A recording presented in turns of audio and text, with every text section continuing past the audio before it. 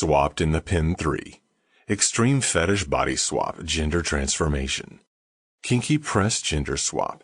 Written by Kinky Press. Narrated by Marcus M. Wilde. Chapter 1. Assistant to the Warden. The speaking part of his interview was over, and now it was up to Jim to show that he meant business. His boldness had paid off, and now the warden watched him expectantly from his large desk chair. Jim had prepared and stood up and walked over to the large man before falling to his knees. He knew exactly what to do. The warden was a stern man who, outside of the prison, went by Mr. Ross.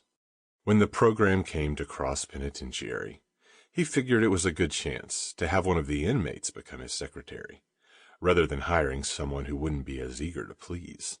Mr. Ross opened his fly, pulled down his pants, and nodded for Jim to begin working. He was large, but Jim already knew this and had prepared. The warden had invited inmates to his chambers before. His cock was already erect and waiting. Jim stood up further on his legs to reach and sunk his face into Mr. Ross's groin. His lips parted over the head of his cock, and he let his tongue slide over the bottom of his cock as it plunged further into his mouth. The warden liked it deep, and Jim obliged. He had a lot of promises to live up to before this meeting would end. Jim had trained to deep throat, and that training paid off today. He took the man sitting in front of him all the way to the hilt, until his nose pushed up against the rest of Mr. Ross's body. Having a cock that deep inside his mouth made it produce large volumes of saliva, and Jim let his future boss fuck his face. He produced a gulping sound with each thrust, and saliva dripped everywhere. The warden was moaning freely.